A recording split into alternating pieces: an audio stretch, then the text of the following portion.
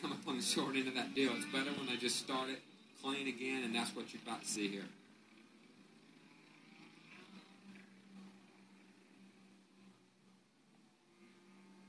See Elena Myers there on 21. See if she made some tweaks or changed to her bike a little bit. Maybe she can get a little bit more out of it than what we were seeing. She was kind of going the wrong way at that one. Started in 6th position, worked her way back to 8th, so that's not the way you want to go. She was 4 seconds down on the leaders when we stopped it. Tyler Linder's though right behind her, and that he's really come along. Had a great run at Salt Lake City, a new young rider on the scene, and look for great things from the 48. Tyler Linder's on that Yamaha. Keep your eye on him.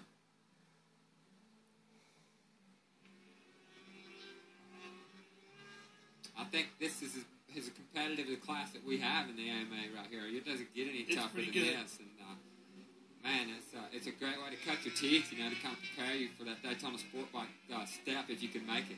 Well, the great thing about it too, Greg, shows us all the good young talent that's on the way up.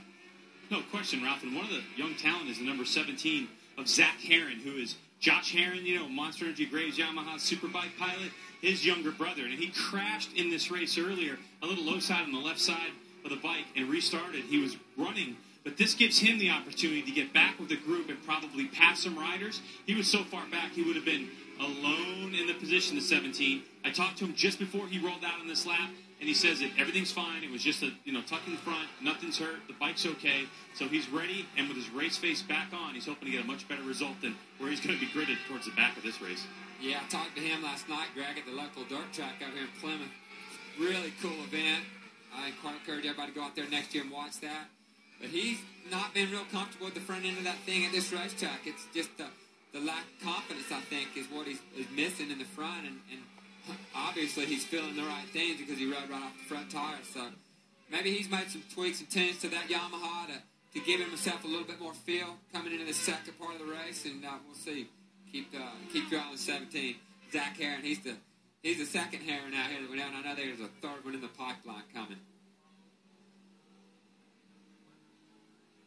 That's a pretty good pipeline, too. Yeah, I mean, you see a lot of that. You got the Boston brothers, the Haydens throughout the years, and now the Herons, and their racing family. They've got a great facility down there in South Georgia. Got a mini motard track in their backyard. I mean, what would you give to have that as a kid, man? I mean, you can't ask for any more. Phil, their father, has really done a good job bringing these guys along, and it's paying off,